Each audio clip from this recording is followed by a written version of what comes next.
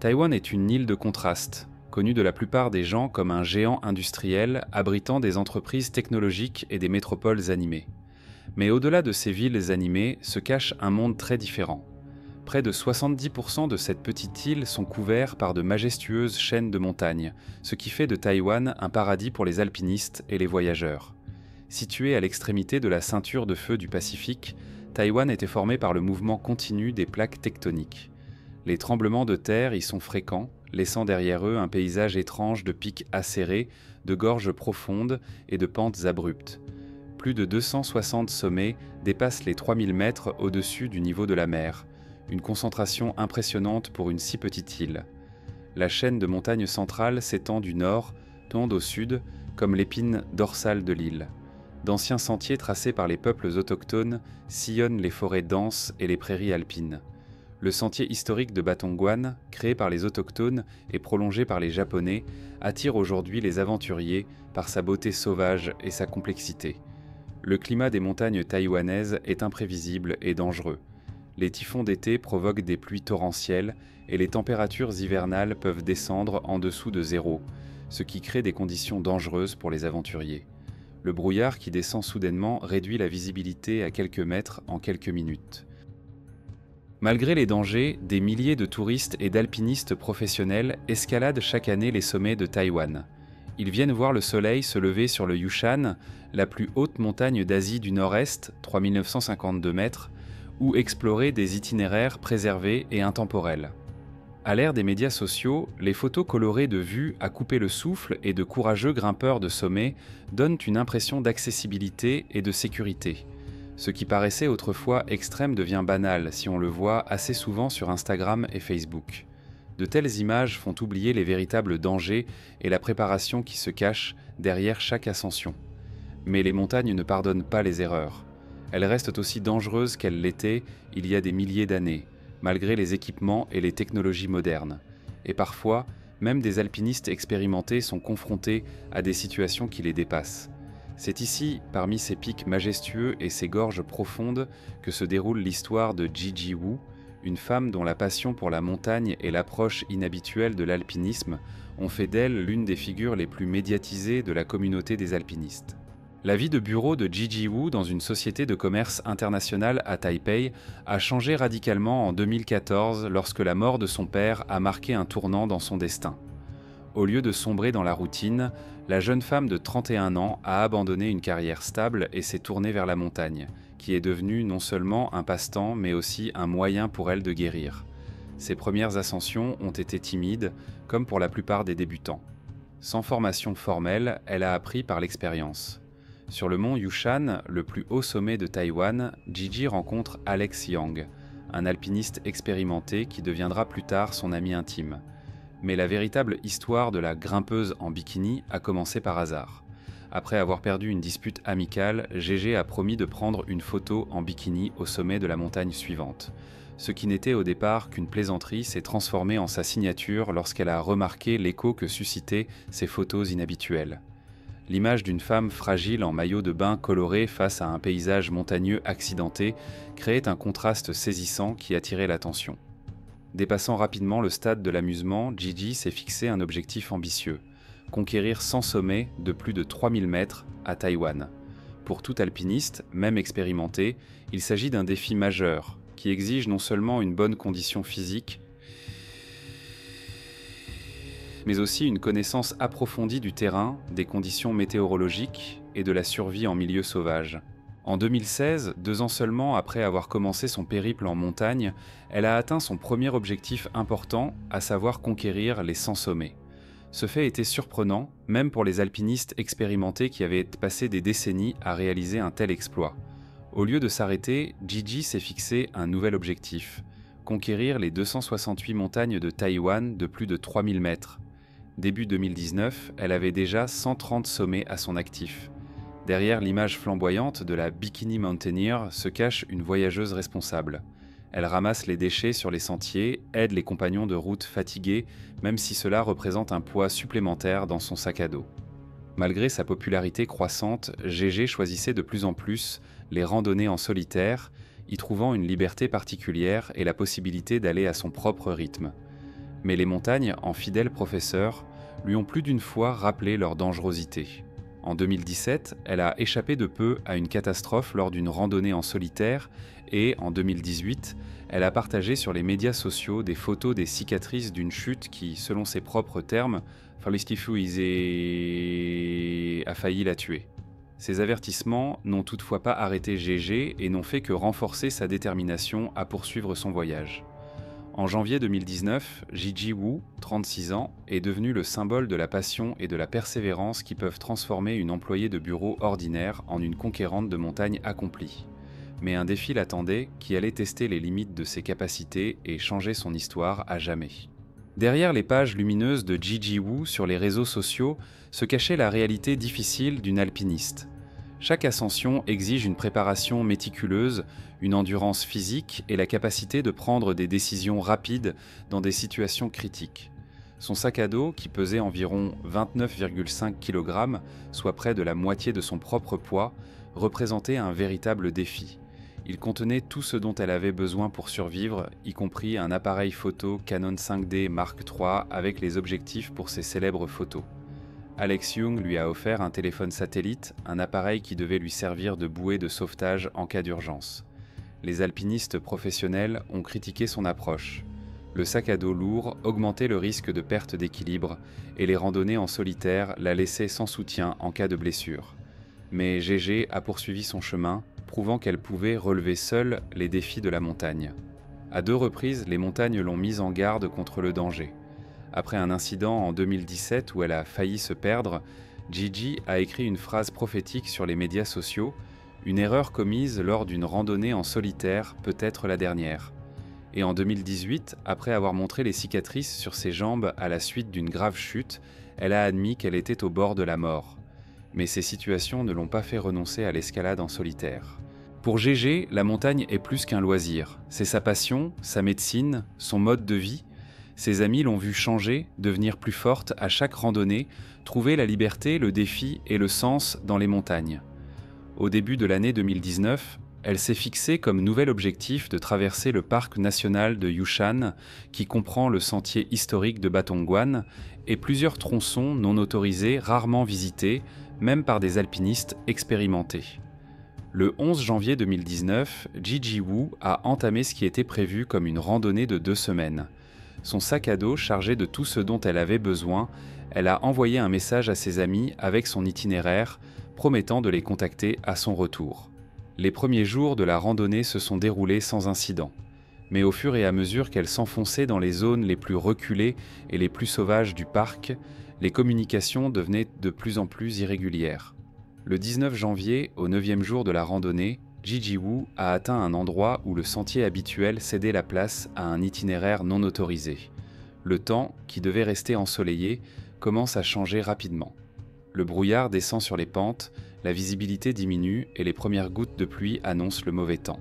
À la croisée des chemins, Gigi fit le choix qui déterminerait son destin. Elle a poursuivi sa route vers le mont Jupin où l'attendait le plus grand défi de sa vie. Le 19 janvier 2019, le ciel au-dessus du mont Jupin s'est progressivement couvert de nuages. Ce qui n'était au départ qu'une détérioration météorologique mineure s'est rapidement transformé en une menace sérieuse. La visibilité diminuait d'heure en heure et le sentier devenait dangereusement glissant sous la pluie croissante. Gigi Wu a gravi le flanc de la montagne avec la prudence d'une alpiniste expérimentée. Sous le poids de son sac à dos de près de 30 kg, chaque pas exigeait de la concentration. Elle se trouve à environ 2400 mètres au-dessus du niveau de la mer, dans une section où le sentier officiel a été abandonné depuis longtemps. Ici, sur un ancien sentier tracé par les indigènes Kalebouan, la nature règne sans partage. Le sentier se rétrécit, serpente entre les rochers et les arbres accrochés par leurs racines à la pente abrupte. Au fond, à quelques dizaines de mètres, une gorge étroite est visible. En temps normal, une grimpeuse expérimentée n'aurait eu que peu de difficultés sur ce tronçon, mais aujourd'hui tout l'oppose. Le temps, le poids de l'équipement, la fatigue de 9 jours de voyage. Le moment qui a tout changé est arrivé soudainement. Qu'il s'agisse d'un rocher glissant, d'un faux pas ou d'une perte d'équilibre accidentelle, la cause exacte est inconnue. En un instant, Gigi Wu sentit le sol se dérober sous ses pieds et le lourd sac à dos l'entraîner dans la pente. La chute fut rapide et imparable. Après avoir volé sur 20 à 30 mètres, elle atterrit sur une étroite corniche rocheuse, la seule chose qui l'empêchait de tomber dans une gorge profonde où les chances de survie étaient minces. Le choc de l'impact est rapidement remplacé par une prise de conscience de la situation. Elle ne peut plus bouger ses jambes. Une douleur aiguë lui transperce le bas du corps, signe d'une blessure grave. Son sac à dos est tombé à proximité, un heureux accident qui lui offre une chance infime de salut. Gégé a surmonté la douleur pour attraper le téléphone satellite, seule connexion avec le monde extérieur dans cette région isolée sans couverture cellulaire. Le même jour, à 16h30, le téléphone d'Alex Young a sonné à Taipei. Les appels de Gégé pendant qu'elle campe sont fréquents, mais elle contacte généralement le soir lorsqu'elle a déjà installé son campement. Un appel trop tôt l'a alertée. La voix de Gégé, ponctuée de parasites, semblait tendue. En 30 petites secondes, elle put lui dire l'essentiel. Elle était tombée dans une gorge sur le flanc du mont Jupen, incapable de bouger et ayant désespérément besoin d'aide. La connexion s'est interrompue aussi soudainement qu'elle avait commencé, laissant Alex avec les coordonnées de l'endroit où elle se trouvait et une inquiétude grandissante. Sans tarder, il a contacté les autorités, transmettant toutes les informations disponibles au service d'incendie du comté de Nantou, chargé des opérations de sauvetage dans le parc national de Yushan. Les coordonnées étaient exactes. Le versant nord-ouest du mont Jupen, à environ 1500 mètres au-dessus du niveau de la mer. Mais même avec ces données, le sauvetage ne s'annonçait pas facile. Alors qu'Alex faisait tout ce qu'il pouvait à Taipei, essayant encore et encore de joindre Gégé, celle-ci était seule sur une étroite corniche rocheuse. La pluie s'intensifie et la température commence à baisser à mesure que le soir tombe. Chaque heure qui passe rend sa situation de plus en plus désespérée. Le brouillard descendit, enveloppant le flanc de la montagne d'un voile dense, puis vint l'obscurité.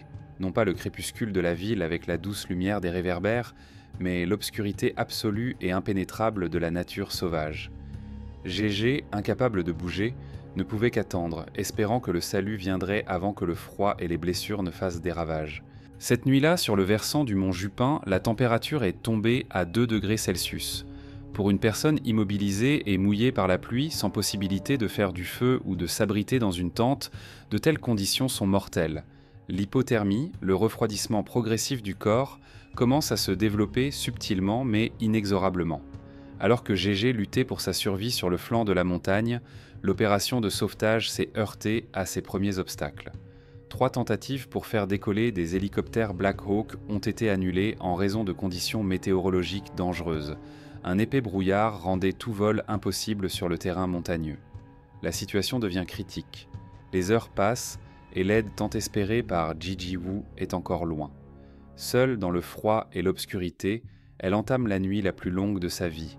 Une nuit qui mettra à l'épreuve les limites de l'endurance humaine et l'amènera à se demander « Qu'arrive-t-il à une personne lorsqu'il ne lui reste plus qu'un seul espoir ?» L'aube du 20 janvier n'apporte pas de soulagement mais une nouvelle vague d'angoisse. Le brouillard sur les pentes du mont Jupen ne s'est pas dissipé et la pluie continue avec la même vigueur. La température est restée basse à quelques degrés au-dessus de zéro. Dans ces conditions, même les sauveteurs professionnels se rendent compte que le temps joue contre eux. Le service d'incendie du comté de Nantou a pris en charge la coordination de l'opération de sauvetage. Le Corps national de sauvetage aérien de Taïwan a tenté à nouveau de faire décoller les hélicoptères Black Hawk, mais sans succès. Il est devenu évident que le seul moyen d'atteindre Gigi Wu était de le faire à pied. Une mission aussi difficile nécessitait non seulement des sauveteurs, mais aussi des personnes connaissant parfaitement la région. Les personnes choisies étaient les Kalebwang, les montagnards indigènes de Taïwan dont les ancêtres vivaient dans la région depuis des siècles. 2 guides expérimentés de la tribu Kalebwan et un pompier professionnel ont formé la première équipe de recherche. Au petit matin, une camionnette bleue a lentement gravi les routes de montagnes sinueuses, emmenant les sauveteurs de plus en plus haut dans les montagnes. Ils ont atteint les 2400 mètres, l'altitude la plus élevée que le véhicule pouvait atteindre.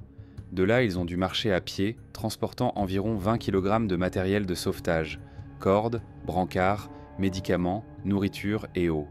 Une deuxième équipe de sauveteurs a suivi, prête à soutenir le premier groupe.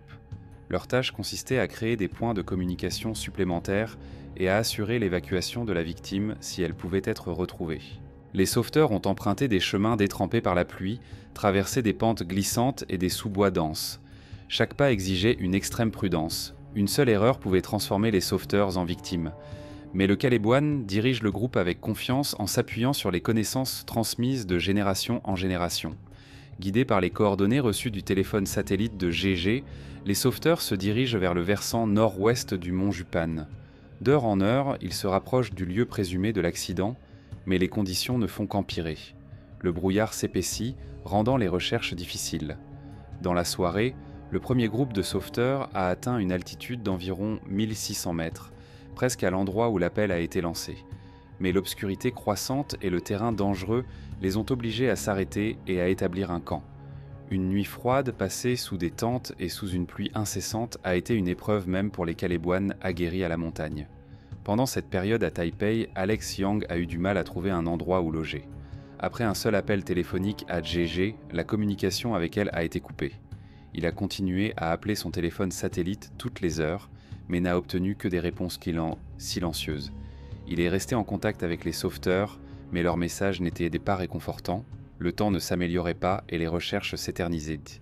Le matin du 21 janvier, les conditions météorologiques se sont enfin améliorées. Le brouillard se dissipe par endroits et la visibilité s'améliore. Les sauveteurs reprennent leurs recherches avec une vigueur renouvelée, fouillant méthodiquement chaque mètre de la pente rocheuse.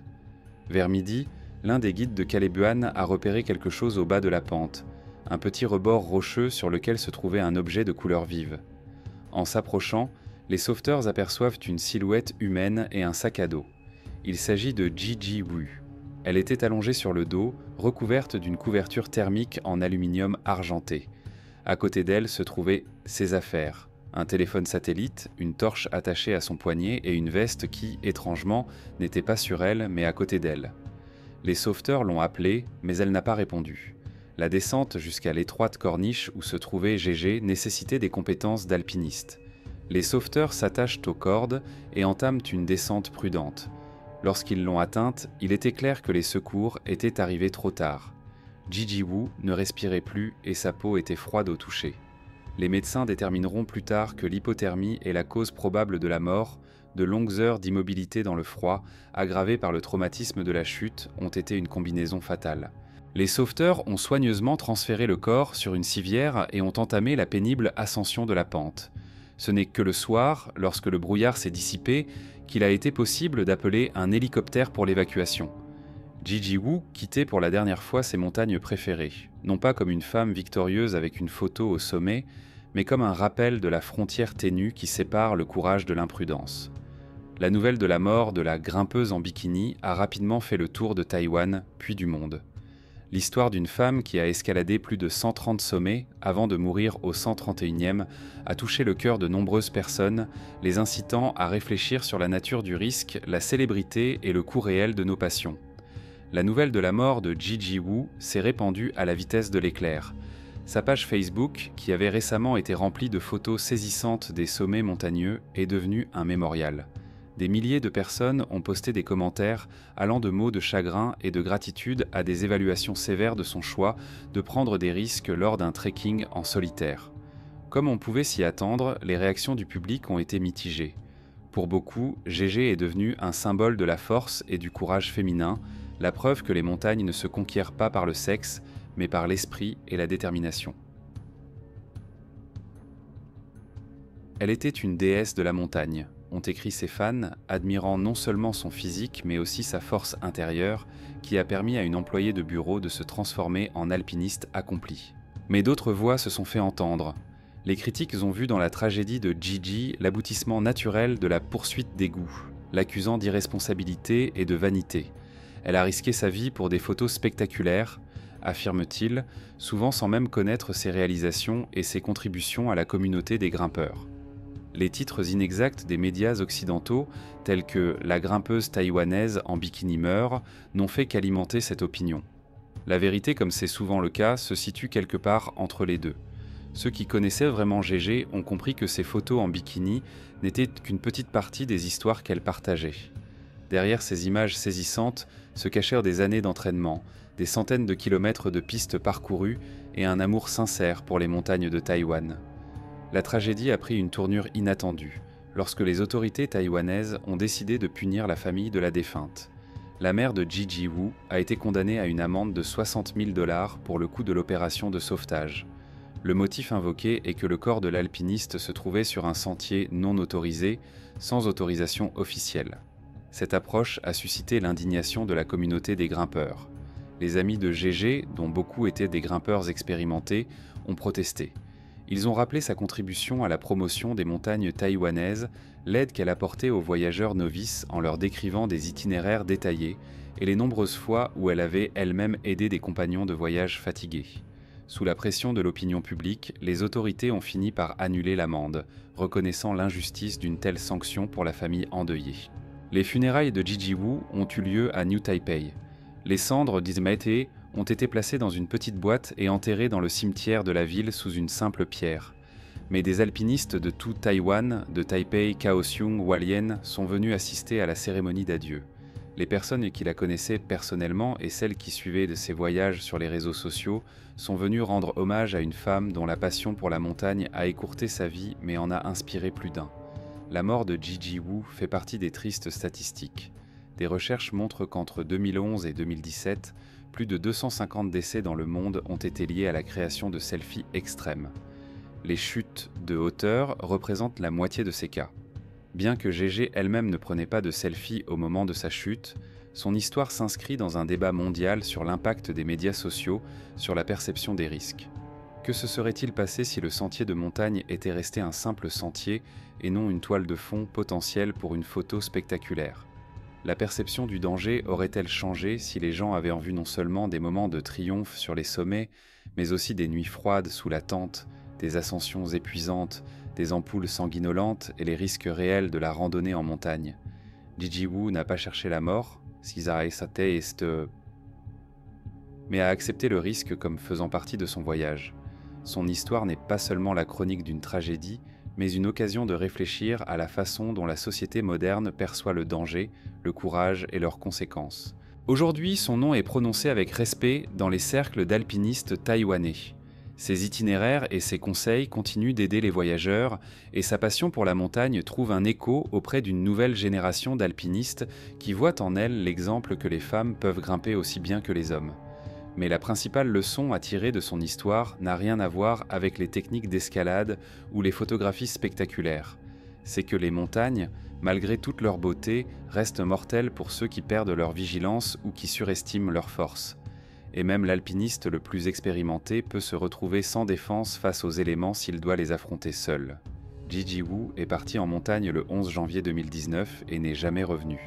Mais son esprit continue de vivre là, parmi les sommets de Taïwan, comme un rappel de la frontière ténue entre le courage et l'imprudence, entre la passion et l'obsession, entre la vie et la mort. Les montagnes de Taïwan restent aussi belles et dangereuses que Gigi Wu les connaissait. Chaque jour, de nouveaux voyageurs gravissent les sentiers qu'elle décrivait dans ses articles. Nombre d'entre eux ont entendu son histoire, celle d'une femme dont la vie symbolise à la fois les possibilités et les dangers de l'alpinisme moderne. L'histoire de Gigi Wu nous fait réfléchir à la manière dont notre rapport au risque a changé à l'ère numérique. Lorsque les sommets majestueux et les itinéraires dangereux ne sont plus qu'une toile de fond pour la parfaite photo Instagram, la frontière entre la véritable aventure et la recherche d'une reconnaissance virtuelle s'estompe.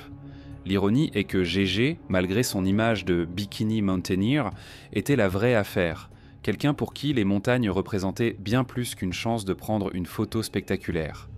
Ses descriptions détaillées de ses itinéraires, les déchets qu'elle ramassait sur les sentiers, l'aide qu'elle apportait à ses compagnons de route, tout cela témoigne d'un profond respect pour la nature qui échappe souvent à l'attention de ceux qui n'ont vu que ses photos en maillot de bain tape à l'œil. Depuis sa mort, un changement subtil mais important s'est produit dans la communauté des grimpeurs de Taïwan. Les voyageurs expérimentés ont commencé à parler davantage de l'importance de l'escalade en binôme et d'un équipement d'urgence complet. Certains clubs ont mis en place des formations supplémentaires à la survie en montagne et aux premiers secours. La tragédie de GI n'a pas conduit à des interdictions ou à des restrictions strictes, elle a plutôt été un catalyseur pour une approche plus informée du risque. Cela dit, les médias sociaux continuent de créer une vision déformée de la randonnée en montagne. Pour chaque post sur les dangers réels, il y a des dizaines de selfies triomphant sur les sommets, créant l'illusion de l'accessibilité et de la sécurité.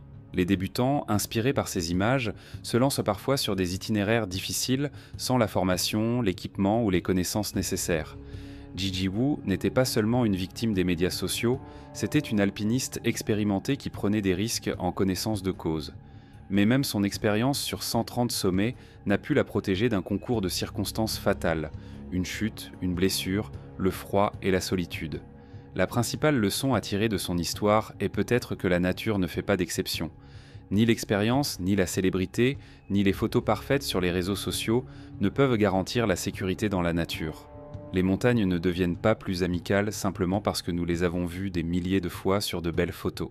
À l'heure où les selfies extrêmes et les décès dus à des clichés spectaculaires font régulièrement la une de l'actualité, l'histoire de Gégé nous rappelle que derrière chaque tragédie de ce type se cache une personne réelle avec ses propres espoirs, ses propres craintes et ses propres rêves, et pas seulement une statistique ou une mise en garde. En fin de compte, toute personne qui s'aventure dans les montagnes doit trouver son propre équilibre entre courage et prudence, entre recherche de l'exploit et respect de ses propres limites. Où se situe la limite entre la bravoure et l'imprudence ? Cette question reste ouverte et la réponse est différente pour chacun. Gigi Wu a trouvé dans les montagnes la liberté, la guérison et, en fin de compte, le destin. Son histoire, tout comme les sentiers qu'elle a empruntés, se perpétue, rappelant la beauté et l'impitoyabilité du monde qui nous entoure, la frontière ténue entre le triomphe et la tragédie, et le fait que même à l'ère de la messagerie instantanée et de la connectivité mondiale, nous pouvons encore nous retrouver complètement seuls face à une nature sauvage qui ne pardonne pas les erreurs. C'est l'histoire de Gigi Wu, une femme qui a transformé une dispute ordinaire en un voyage unique, a gravi plus de 130 sommets et a laissé une marque indélébile dans l'histoire de l'alpinisme. Pensez-vous que le choix de Gigi de continuer à randonner seule était un acte de courage ou de témérité ? Si les médias sociaux n'existaient pas, aurait-elle risqué sa vie aussi souvent ? Qu'est-ce qui est le plus important, vivre une vie longue et sûre, ou une vie courte mais pleine de passion et d'accomplissement ? Et qui a le droit de juger ce choix ? J'attends avec impatience vos réflexions dans les commentaires, que vous soyez d'accord avec moi ou non. Chaque opinion est précieuse et nous aide à mieux comprendre et à ajuster notre approche des histoires que nous racontons. Si vous avez aimé cette histoire, n'oubliez pas d'ajouter un like et de vous abonner à la chaîne. Prenez soin de vous et n'oubliez pas que la décision la plus courageuse est parfois de savoir quand s'arrêter. Rendez-vous dans les prochains épisodes.